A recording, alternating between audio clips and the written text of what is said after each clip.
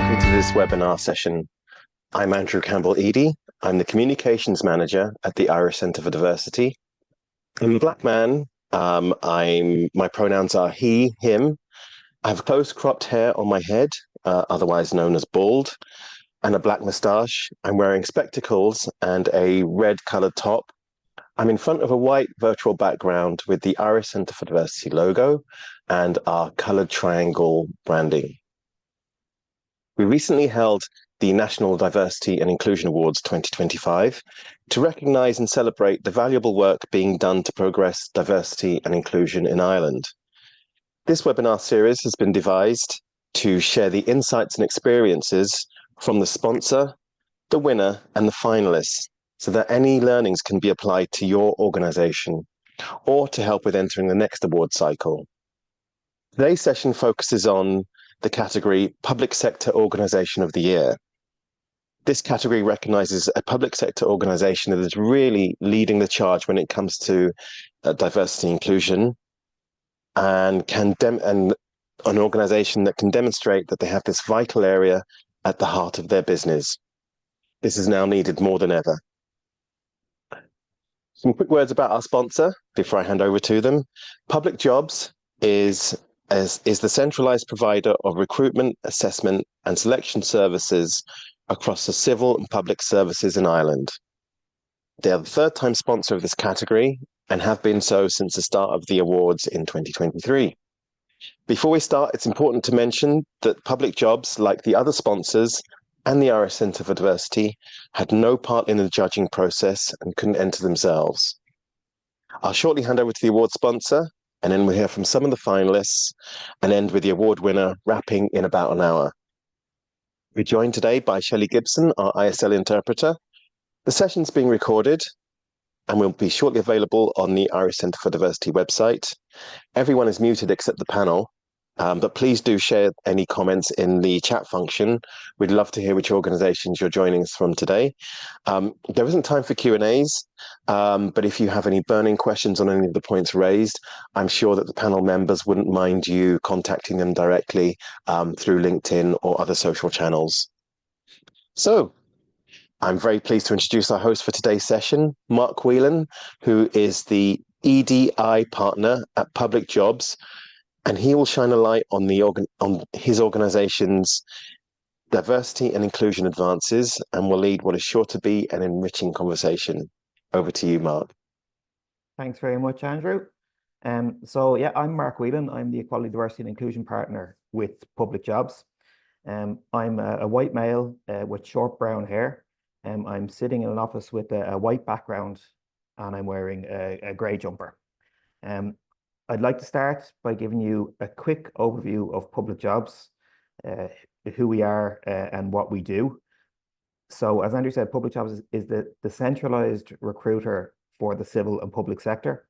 And this includes recruitment for 18 government departments and their associated agencies, over 150 public sector organisations, including people like the Garda Síochána, the HSE and local councils.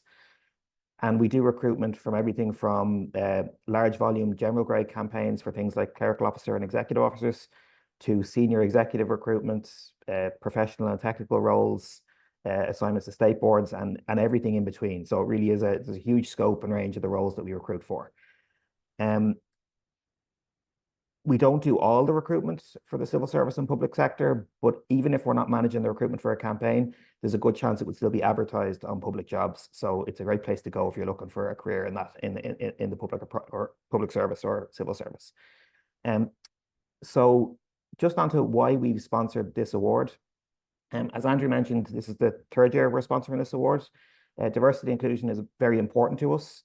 And agreeing to sponsor this award, it's an easy decision each year. It's a very quick conversation, and it's very well supported that we do sponsor this award.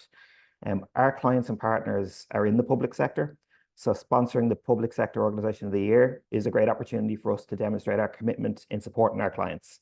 And it makes sense that that's the category that we would be sponsoring, because obviously the clients that we work with. We're aware, or very aware, that progress on equality, diversity and inclusion is a collective effort. And since we do so much recruitment for the public service, we have a very important role in providing guidance and advice to clients and doing that kind of leadership, taking on that leadership responsibility in that area, and giving kind of advice on best practice in recruitment and things like that. And participation in events like this forms a very important part of that role that we play. At Public Jobs, ED&I really is at the heart of everything we do. And our mission is to ensure that we have a civil and public service that fully reflects the increasing diversity of Irish society. In 2021, we created our first Equality, Diversity and Inclusion strategy, which was ED&I 23, and it had 3 key pillars. The first pillar was to have greater knowledge and understanding of diversity in the recruitment market and the Irish public sector. Broadly speaking, that's work to have better data. The second pillar was to have recruitment and selection processes that encourage and enable access to candidates from diverse backgrounds. And I'd say that's, broadly speaking, having better processes. And thirdly was leading by example and supporting our clients to build public sector workplaces that embrace inclusion and reflect society. And that's that thing we mentioned about that centralized role we play. And it's very important that we do lead by example because of that centralized role. In 2024, we refreshed the ED&I strategy with ED&I 26. ED&I 26 has the same 3 pillars, which is useful because it allows us to build on some of the good work we've done to date, and continue focusing on those 3 areas because they're still vitally important to us. Some of the projects that we work on under those 3 pillars include work on our quality monitoring data to help identify who is and isn't securing employment through public jobs and in the public service. Work on aspects of the process, for example, including reviewing and improving our reasonable accommodation process. And that work to ensure we are leading by example, which includes a lot of stakeholder engagements and participation in valuable events such as today's webinar. And I also just want to highlight our work on our inclusive routes campaigns, which offer an alternative route for people into the civil service. We work on Willing, Able and Mentoring, which is known as WAM, which is a 10-month program for graduates with disabilities that is run in partnership with AHEAD. And that program, graduates get to gain work experience, develop their careers, learn new skills, train and receive support during their placements. We also work on the Oireachtas Work Learning Program, which is known as OWL, which is an applied learning, development and socialization program for adults with an intellectual disability. And that takes place over 11 months and is facilitated by the Houses of the Oireachtas Service in collaboration with Care and Walk. And there's also the City of Dublin ETB does some good work on that program as well. And then finally, we have our Travel and Roma internship program, which is led by the Department of Justice, which was initially piloted as a 12-month program. And the next iteration of that program is in development at the moment. So really, just to finish up, these awards really are very important to us. Once again, this year, it was a fantastic event, and it really is fantastic to see it growing and going from strength to strength year after year. And just to reiterate, we're not part of the judging process. So this is the first time we're going to hear about some of these projects. So I'm really excited to hear from the panel today on some of the projects you're involved in. And we always want to learn from what other organizations are doing well, and to try and use those examples of good practice to improve our own processes and procedures. So I'm really excited to hear your stories. And on that note, I think it's worth moving on now and starting to talk to the finalists. So our first finalist today is Fáilte Ireland, represented by Karina Butler. Hi, Karina. Welcome. In 2022, Fáilte Ireland introduced a blended working policy, providing colleagues with opportunities to manage their working time within the policy parameters.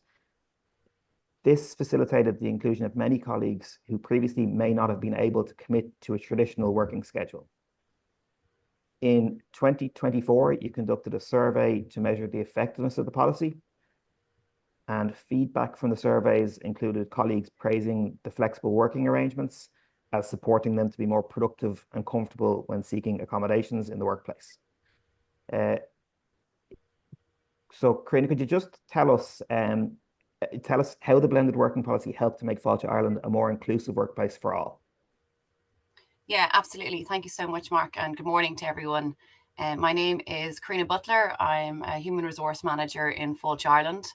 I'm a white female. I have long brown hair, green eyes, and I'm wearing a black top. I happen to be remote working today, so I'm sitting in my home, but I do have a Fáilte Ireland background behind me here today. So thank you so much for the invitation to be on the panel. And as you mentioned, I'm with Fulge Ireland. So just a very quick introduction to what we do. So we are the National Tourism Development Authority, and we're responsible for supporting the long-term sustainable growth in tourism in Ireland. And you mentioned there, Mark, about blended working and how this has helped create an inclusive environment within Fulge Ireland. And this is certainly a journey that we have been on, and certainly a journey that we continue to be on. So like all organisations, when we were looking at our new ways of working, I guess we wanted to ensure that we, gave it really careful consideration. And as an organisation with a national remit, we have locations right across Ireland with multiple regional offices with a variety of different activities and different roles that we deliver on. So from the outset, our view was to keep what was really positive about our culture, about our performance from how we used to work, but marry that with new flexible and inclusive ways of working to support staff.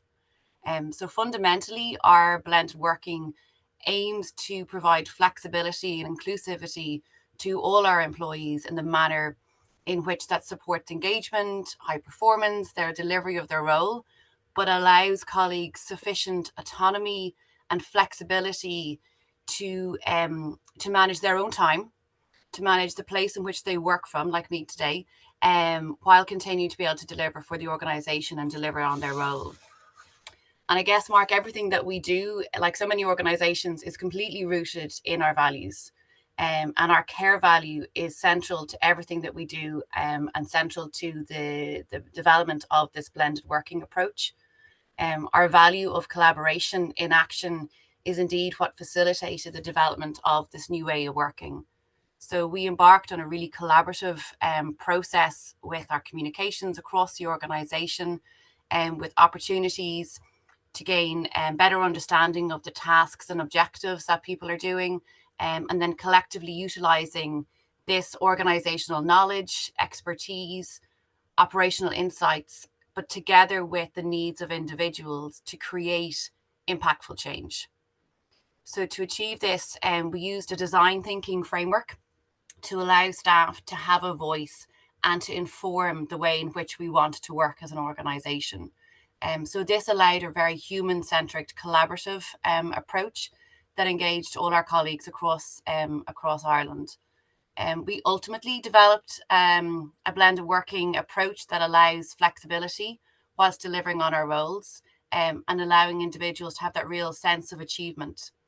We are extremely fortunate in Fulge Ireland to have a hugely motivated, passionate workforce, and people are really proud and passionate of the roles that they do and the objectives that we deliver. And I guess, how are we getting on? How do we ensure that we monitor that and make sure that it's inclusive for all? Is that we're constantly monitoring it and updating it to reflect ongoing changes, but ensuring that we're meeting people where they're at. And in turn, this allows individuals then to contribute to our culture and contribute to our delivery. We experience this every day in our culture.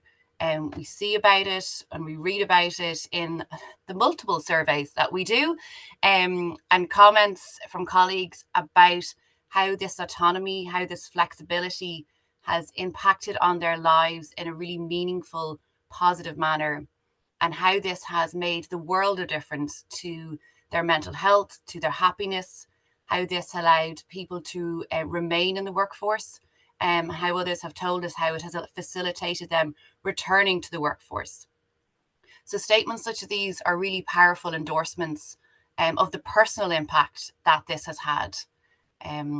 Our ways of working supports inclusivity for colleagues. So whether it's someone caring for their children or an elderly relative, attending appointments, or wanting to have a quieter space in which to work from, it's about creating an environment that is conducive to work, conducive to family, conducive to allowing and supporting the whole individual. So to support our blended working, like yourself, Mark, we have reviewed and collaborated with our colleagues and updated our regional accommodations, and how we can put in place an environment where our colleagues can discuss their individual needs in a really supportive environment. And ultimately, so that we can all feel that we can bring our whole self to work and be empowered to do so on a daily basis. So we were delighted to have been accredited the Investors in Diversity Silver Award in 2024 for recognising all of our various EDI supports. We had a full programme of learning events and our policies in place that help, I guess, to integrate ED&I in all that we do, not just our blended working approach. We're definitely on a journey in Fulch Ireland, and we remain hugely committed to learning, to growing and developing our ED&I culture. And much like yourself, Mark, a fantastic opportunity today to hear and learn from others. So excited to hear from everyone else on the call as well today. So thank you so much. Thanks very much, Karina. That's absolutely fantastic, and brilliant to get the feedback from the surveys to know it's really working so well. So that's brilliant. Thanks very much. Thank you. So our second finalist is HEAnet and EduCampus, represented by Federica Peschiera. Hi, Federica, nice to meet you. Nice to meet you. So the judges were impressed with HEAnet and EduCampus' strategy of supporting charities, organising events that promote charitable causes, amplifies your impact and strengthens your community ties. You've successfully highlighted your dedication to a balanced approach to business and social contribution. Can you tell us about your work with Autism Assistance, Ronald McDonald House and Laptop Donations Programme, and how that supports your commitment in ED&I? Yes, of course. So my name is Federica Peschiera, and I work as a workplace experience coordinator in HEAnet. My pronouns are she, her, and I am a white lady standing on a blur background. I manage the office and facilities request, and I also supported the EDI Council with EDI initiatives and internal communications. In HNet and EduCampus, so our sister company, we organize monthly events in order to reach out to multiple audiences and also in diverse groups, not only internally, but also externally, so our local Dublin community. Our key initiatives this year were Autism Assistance Dog Ireland, and it's a charity that we were very honored to host on site. They delivered an awareness webinar to talk about the role of assistant dogs in Ireland to support kids. And also they discussed the possibility of supporting this charity by fostering pup dogs, and in our own spare time. We also received a visit of a lovely puppy on site, so it was great to see all their tricks and also to see how amazing is their work in person. Also, we supported the Ronald McDonald House, so we participated in the Cook for Families program, where a team of colleagues cooked a warm meal for parents of kids currently hosted in the local hospital in Crumlin. While it was a good opportunity as a team building for colleagues, it was also deep and touching experience to support parents with a warm meal and a friendly chat in order to support, also to zoom out from daily worries. We also supported Age Action with a laptop donation. So a number of computers were donated to Age Action charity in order to access technology and also to learn how to use a laptop without the need of buying one. These efforts reflected also our dedication to community and align also with our core company values.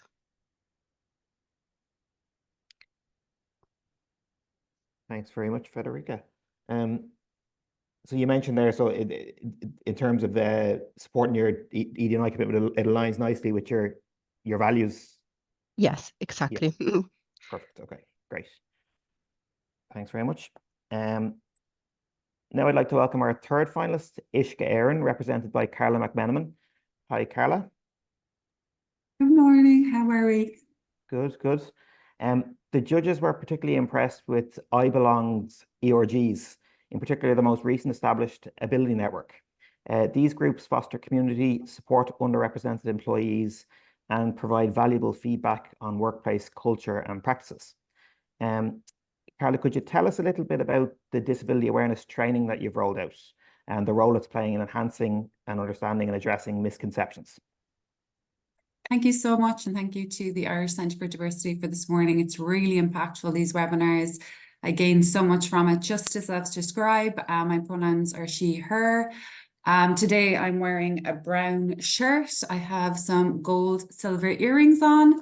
I also have glasses, and I'm a white woman. So thank you so much for this morning. As I said, I suppose for context, I'm Carla McMenamin. I'm the D&I specialist here in Uisce Éireann.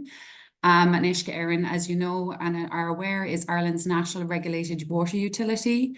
Internally, we have an I Belong programme, and our programme is designed to foster an environment where our employees feel valued, respected, and empowered. And we also have a comprehensive D&I strategy that sets out our clear direction. I suppose our I Belong programme is employee-led. We have a council, and then we have our 5 fabulous ERGs, which you mentioned there. We have an ability network that we set up a year and a half ago. We have a family network, a women's network, an ethnicity and cultural network, and a rainbow network. And I think what's key around this is that we have 2 executive sponsors too. And I think it's really, really important that they play a vital role in supporting through the leadership, the development of I Belong across Uisce Éireann. And as you mentioned, it really looks at the wider goals across our corporate strategy as well, which is to harness a safe, diverse and inclusive workplace. But for the purpose of this morning and talking about some of the key initiatives, I'll just touch on a couple. Our Ability Network, as you said, is dedicated to promoting awareness, removing barriers and creating a culture of support. We developed a disability e-learn last year, and it was absolutely hugely impactful across our organisation. It really shifted the goal of understanding from the medical model to the social model of inclusion, which is really important. It received the highest completion rates across the company, and it's been really impactful from, the personal stories to that psychologically safe culture. And currently I'm delighted to say we are developing out the people manager training of this piece, which will really focus on leading inclusive teams. And I think that will have an even more lasting impact to our workplace in driving meaningful change and awareness. And just out of that context as well, we have a women's network, as I said, who have developed menopause policy, menopause hub, our family network, supporting families across the organisation, and creating really meaningful change and awareness of different forms of families. Our Rainbow Network, we are linked in with Pride at Work and Pride at Work sessions, and we're proud partners of Dublin Pride. And just going beyond that policy and practice, just to highlight one thing, our Ethnicity and Cultural Network brought out a really exceptional policy called the Holiday Swap Policy. And it really was to identify gaps and look at a way to bridge for exchanging company designated holidays for ones that were more meaningful to them. So it not only recognises, that cultural element, it promotes a more inclusive, supportive environment. And look, I'm delighted to say that we were shortlisted last year for the Diversity in Tech Awards for the Holiday Swap Policy as well. So we have some really, really impactful work, but I would say it's all about collaboration across our organisation and really aiming high in what we do. Great, thank you very much, Carla. That's brilliant. Thank you. And now on to our 4th finalist today, Board Namona, represented by Sarah Gallagher. Hi, Sarah, nice to meet you. Hi, Mark. Yeah, great to be here. Thanks a million. Good. So, Sarah, the judges praised the Female Mentoring Academy, an initiative which provides one-on-one mentoring for 18 women across the company. This initiative was designed to foster professional growth, support and empowerment, creating a network of women who champion each other and drive positive change. Sarah, could you tell us about the importance of the female mentorship program? Yeah, sure. Mark, just before that, I'll just introduce myself. So my name is Sarah Gallagher. I'm head of people development at Bord na Móna. I'm a white woman and my pronouns are she, her. I have mid-length dark brown hair and I'm in front of a virtual background that shows blue skies, one of our wind turbines alongside our Bord na Móna name. So thanks, Mark. Yeah, and absolutely delighted to be here this morning. Definitely we were disappointed on the night, but I think we could see the worthy winners on the night in terms of solace. But I think from my perspective and our table's perspective, even just I suppose the motivation and the feeling in the room on the night of the awards, I think really we brought that back to our teams, and it's inspired us that now I suppose kind of like more than ever we really have to focus in terms of our D&I strategy and keep that momentum going. So disappointing but great night, and certainly worthy winners, and happy to hear more on this session. So I suppose look a little bit I suppose of kind of like a background on Bord na Móna's journey, because it does actually tie in to where we're at in terms of our diverse workforce. So I suppose Bord na Móna, was established back in war times in terms of provision of energy supplies to the state and to the country. In 2019 though, we were mandated to cease peat harvesting. So therefore I suppose ultimately our core business had to change, and we have now become, I suppose in 2025, one of Ireland's leading renewable energy suppliers. So we're refocusing our 80,000 hectares of peatlands towards renewable energy provision, be that solar, wind energy, biomass, biogas, and actually repurposing our peatlands, rehabilitating them to ultimately, I suppose, become carbon sinks as opposed to carbon emitters. So I suppose why I want to talk about that a little bit is just to give a bit of an idea. I suppose like we were predominantly, strong male workforce for the majority of our time as a semi-state, and our success in terms of a just transition, our financial success is hand in hand with the fact that we have diversified and that we're looking at, I suppose, that inclusive culture. And I suppose one of the key parts of that pillar has been supporting women in our workplace. And I suppose we came up with the concept of forming, I suppose, Positive Impact, our first female mentoring academy. So ultimately, I suppose, it's a mentoring program focused on one-on-one mentoring and providing supports and training around that mentoring program. 18 women in our business signed up. So ultimately we wanted to encourage, I suppose, kind of women in more senior roles to partner and mentor some people maybe, in more junior positions, or looking at, career development, or maybe not career development, maybe just looking at how they can improve their work-life balance, share stories, share experiences, and just kind of, I suppose, just basically maybe women supporting women and getting a little group and a network together to do that. And I think we have really, really seen the benefits of that. We see how those 18 women have continued, even outside of the mentoring program, to champion each other's successes, drive positive change, and even talk to our male colleagues about being allies. I suppose when we talk a little bit more about, what the mentoring program looked like. So we had a couple of different master classes talking about, their own, let's say, career plans, career development. We looked at some of those, personality and the insights profiling. We looked then at dressing for the workplace, feeling good about ourselves, feeling good about, getting out the door in the morning when, a lot of us as women have different like caring responsibilities, and even just stories about how to manage that. And I think even outside of just the female mentoring, I think even the broader workforce have seen how mentoring in general is important.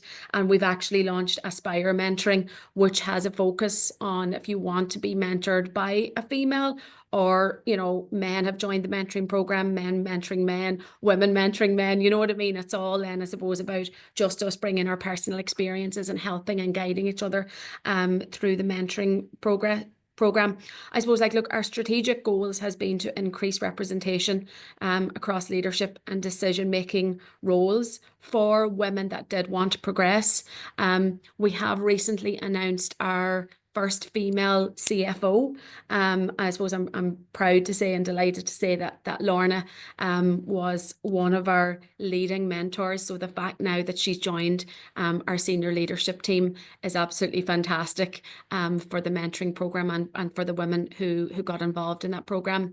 And I suppose that means that our senior leadership team, you know, we're trying to balance there. We've got 42 females, and well, 42 percentage of females on our senior leadership team, with 58% male. So, you know, you can really see how we're balancing. Our board actually leads out. We have more women than men on our board in Board Namona, which is absolutely fantastic if you're thinking about this coming, you know, from the top down. We're definitely making really good strides as well in terms of our management cohort. 42% of that band are females and 58% are men. So we're really seeing it coming through in terms of our demographics. We want to continue to, I suppose, kind of partner with organisations like the Irish Centre for Diversity, where we've worked with you guys on, you know, looking at our recruitment processes to make sure that they're inclusive and unbiased. We're championing equity-focused policies. We've got our menopause group set up. We've launched our menopause policy. So I really feel that the Female Mentoring Academy was just what was needed in terms of focusing, I suppose, the women that it was going to impact, focusing their minds on leading out on change and inclusivity and bringing in, you know, gender balance. And I suppose, you know, with the collective, we're stronger. We're stronger together. So I think the fact then that we're seeing the menopause group, we really actively are increasing our levels of inclusivity training. As I mentioned, the menopause group, we recently celebrated International Women's Day, and some of our brave you know, employees were happy to stand up in front of our colleagues and talk about their experiences with the menopause, a subject that just a couple of years ago, I don't think a lot of us would even maybe have considered that we would be in that position to talk so openly and freely about just a fact of life, you know. So it has been fantastic. So, like, lots of metrics there to support the success, which is where it really counts. So on that, I suppose I'll kind of wrap it up. Thanks very much, Sarah. That's fantastic. And even like the fantastic initiative you had, but it seems to have grown out beyond that as well, and a lot of different things came out of it, which is great to hear. So yeah, thanks again. So our fifth finalist, welcome to our fifth finalist, the HPRA, represented by Sarah Brophy. Hi, Sarah, nice to meet you. Hi, Mark, great to be here. Yeah, great. The HPRA's family-friendly policies offer flexible working arrangements, flexible application of parental leave, and fully paid for maternity leave. These initiatives ensure that all employees, regardless of gender identity or family status, feel supported. Your gender pay gap has improved from 3.65% in 2022 to 1.22% in 2023. So could you tell me, how have the family-friendly policies helped achieve this? Yeah, sure, Mark. So it's great to be here today on behalf of the HPRA. So I'm another Sarah.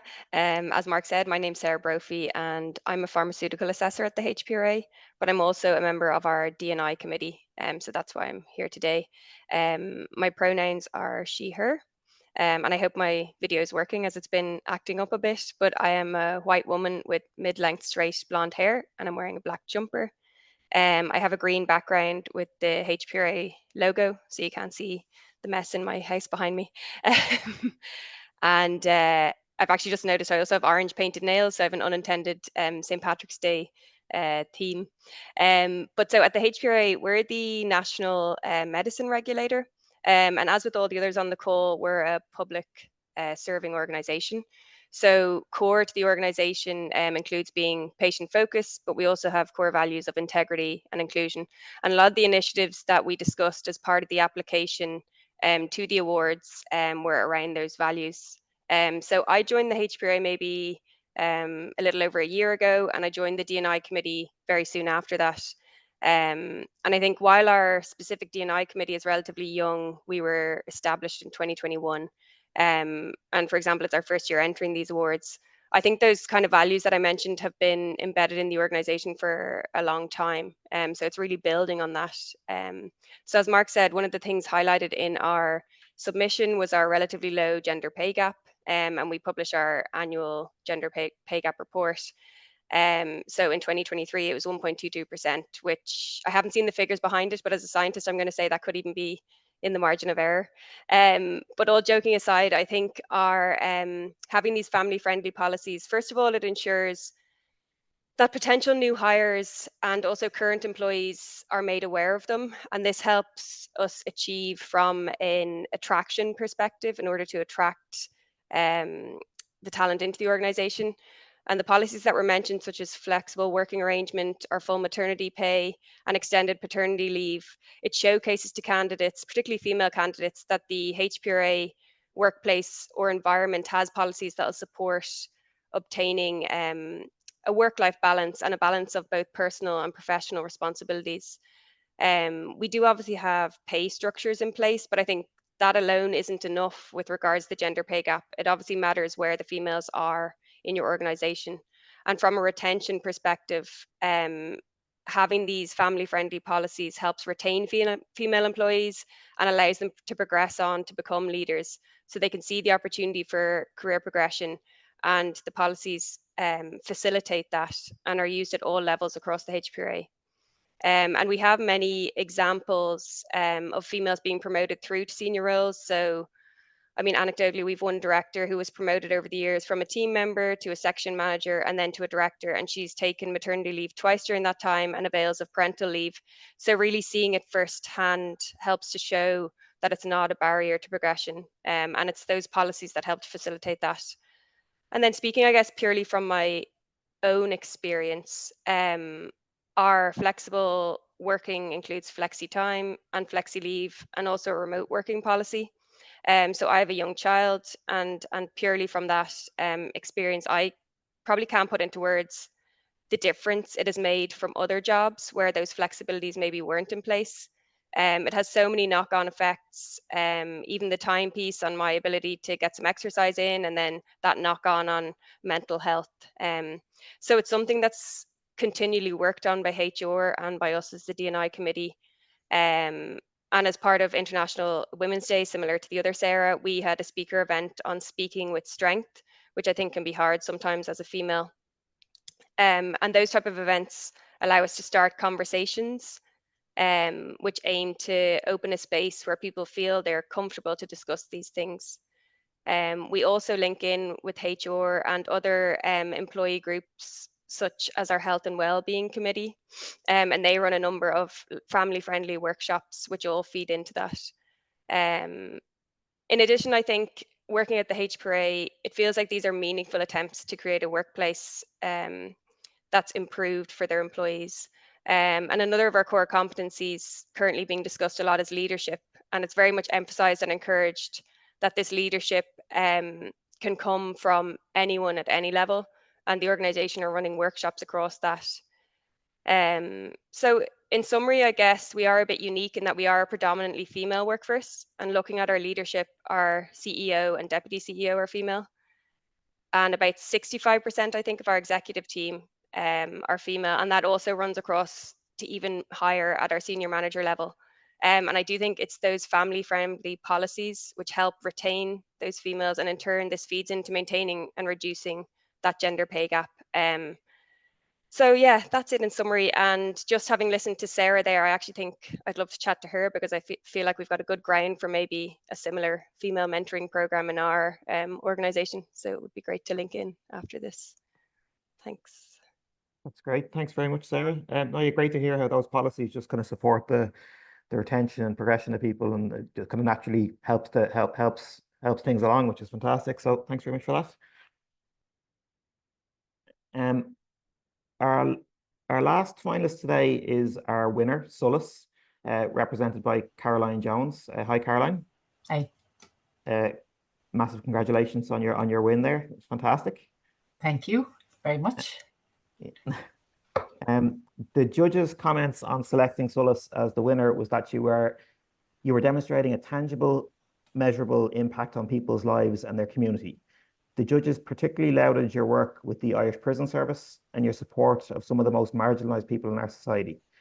They commented that your commitment to inclusion was in evidence at every level of your organisation. So just, I suppose, what does winning this award mean to you? And what are the next steps for Sulis in this area?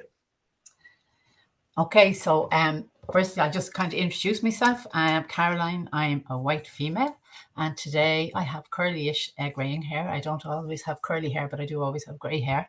I have glasses. I'm wearing a red dress, and I have a Sulis background, which is white with some blue circles on it. And just to say that Sulis is the Further Education and Training Authority in Ireland. And I suppose just to say thank you for this award. We are so proud and happy. Yeah, I'm getting it wrong, happy. So thank you for the award. So I suppose I kind of was laughing here saying, I actually think as the winner, sometimes you should go first, because sitting here listening to everything that's going on, you start to say, oh my God, the incredible work that's going on over the public service. And it's actually really exciting to hear it from everybody. So thank you to everybody for their input. So I think for me personally, the award is kind of like recognition, I suppose, of the fruition of 6 years' work. Getting to where we are doesn't happen like that. It takes an awful lot of effort by a lot of people. And I personally am really grateful to Sulis as an employer, who have been totally open to embarking on this journey. And as our CEO, Andrew Brownlee, says, like, we started off and it was kind of a nice thing to do. But over the years, we've realized that actually it's absolutely the right thing to do. And I think the organization acknowledged that getting involved in a more robust way and a more sustainable way in equality, human rights and D&I has been probably the most transformational thing that has happened within our organization, because it impacts on all of our internal and external stakeholders. So I suppose when sometimes I think back to that, and I think, you know, when I used to walk into the CEO's office and say, I'm thinking about doing this, and I could see, and I've been through 3 CEOs, that they'd be looking saying, oh my God, what's she going to say next? But actually, I kind of realized that it doesn't matter how you start. The most important thing is that you do start. And in Sulis, I can feel, hear and see the difference that inclusion and diversity has made in our organisation. We're a very challenging organisation internally. I think people have become really confident and safe in saying, like, I feel a bit offended by that, or can we do that differently? That doesn't make sense. And that's just the way the organisation has evolved, that we're listening continuously to people within our organisation and outside of our organisation as to how we can be better in the space. And again, I think most people have mentioned it today, like, we're public servants, so we're there to serve the public. So we need to listen to what people are saying to us.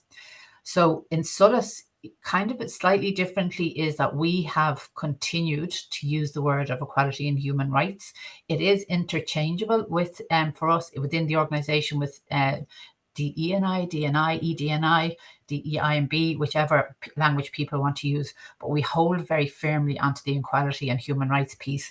A lot of that kind of has been informed through the Irish Human Rights and Equality Commission and the legislation that we have to adhere to in terms of the public sector duty. But kind of at the moment, I sort of think it's really nice to hold the equality and human rights piece, given how much is happening in the world, and people just making decisions that D&I doesn't stand. So it's nice to hold on to it.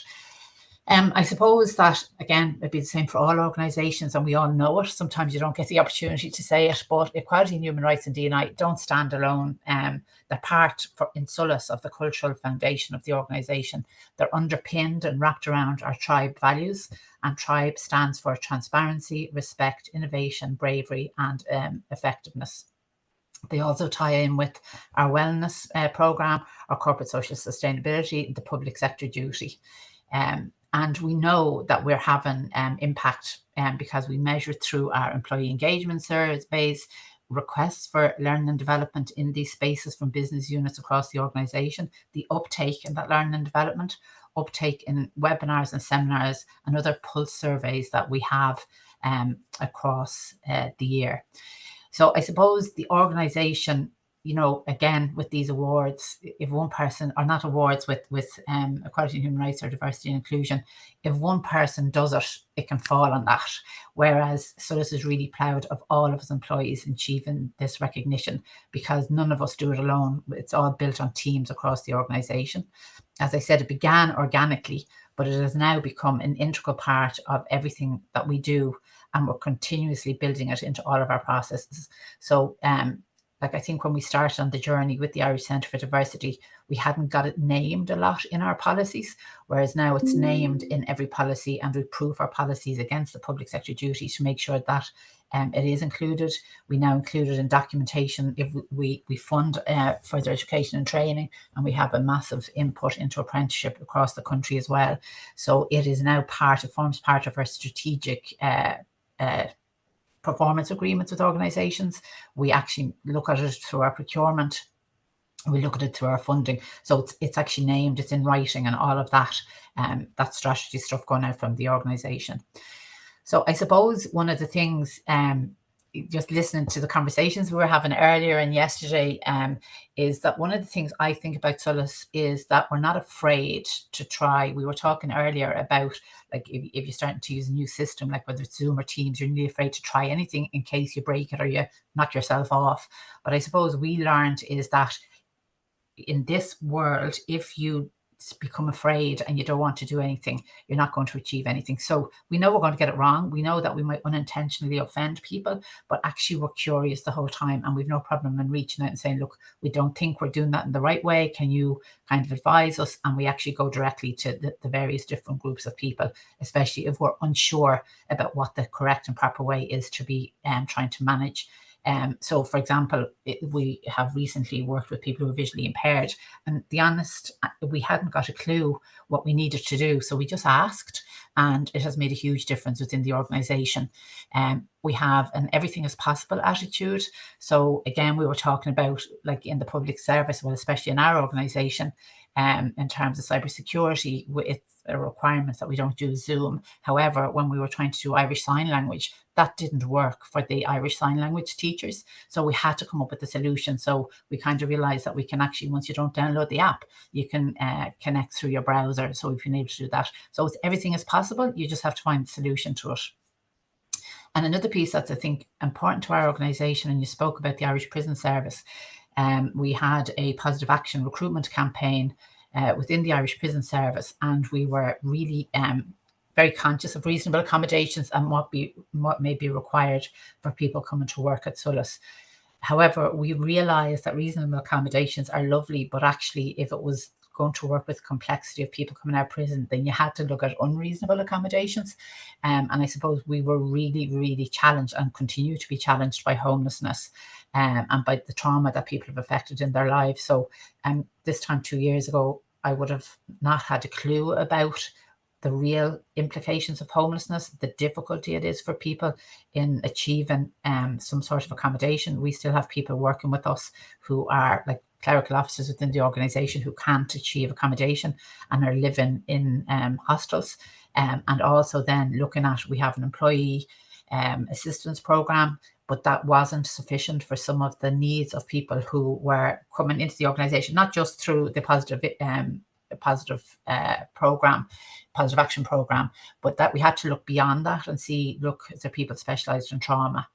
So it's just about it's complex. It takes a lot of work, but actually the organisation are prepared to put it in. It's taken a long time to get here, but it's something that's sustainable within the organisation, and we're pushing it out to all of our stakeholders internally and externally, and we're really starting to feel the benefits of it.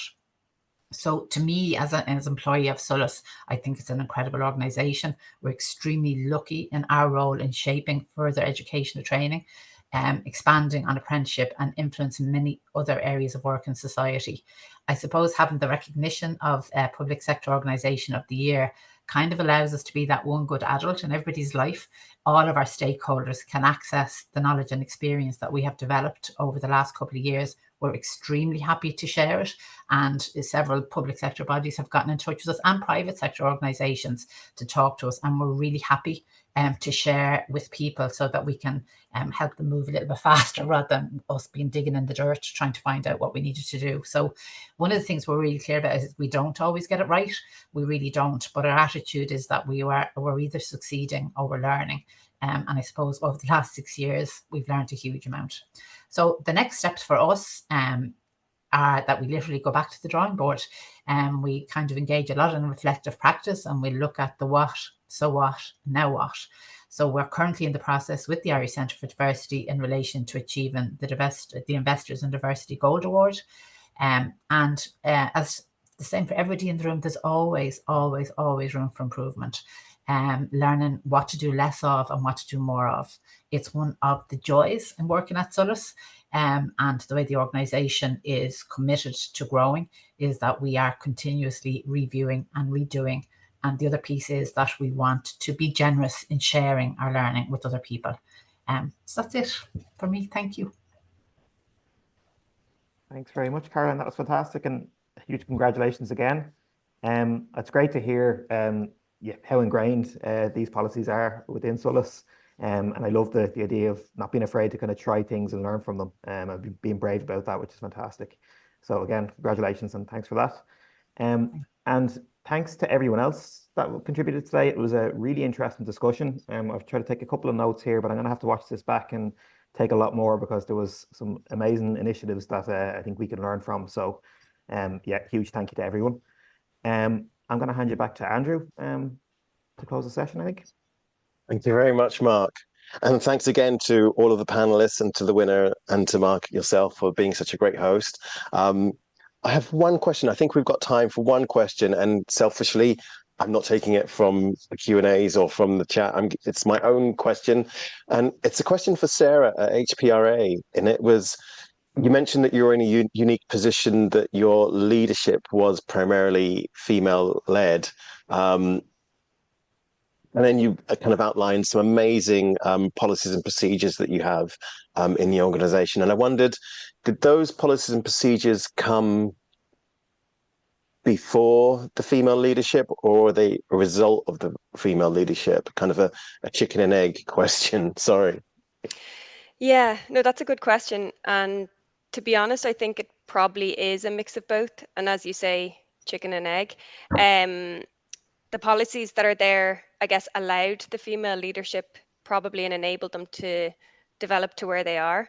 But also having policies is one thing. Using them and seeing them be used, I think, will allow the next generation very much to see that it's possible.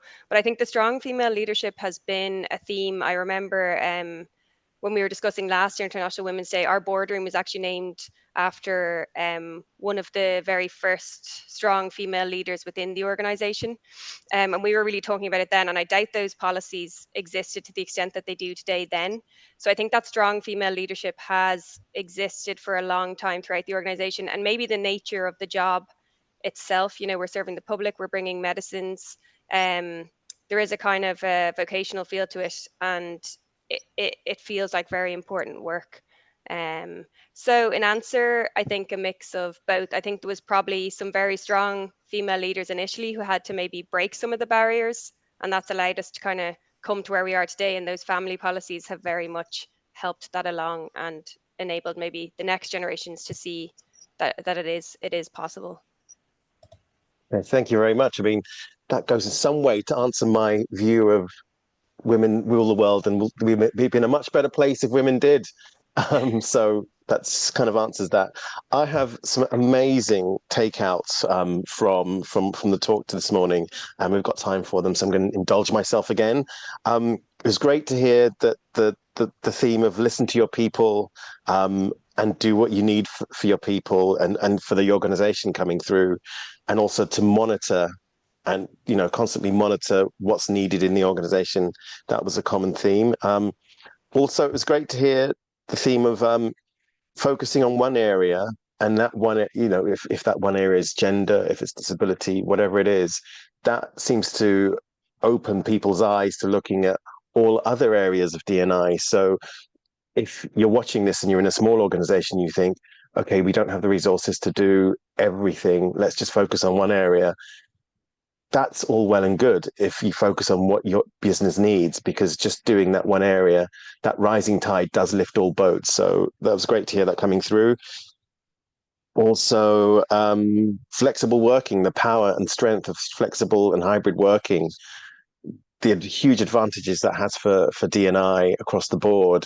I hope that any organizations that are thinking of imposing return to office rules kind of watch this back and learn from what several members of the panel were raising on that. Also, the importance of psychological safety or a safe space, in terms of what that does for enabling people to speak up and to challenge behaviors, practices, whatever, or even to voice supports that they need. It's so important to get right in the workplace. Not easy, but the rewards of it are wonderful. So it's great to hear that all coming through. I'm not going to go on, but anyone, I'm sure, as Mark said, watch this back again, take the notes, really absorb everything. And as I said at the start, look to apply that to your own organizations. That's why we run these webinars. So I will finish by saying, again, thank you to all the panelists. Congratulations to Caroline and Solace. Thank you to Mark, our sponsor. And thank you to you for watching. So that's it. Thank you.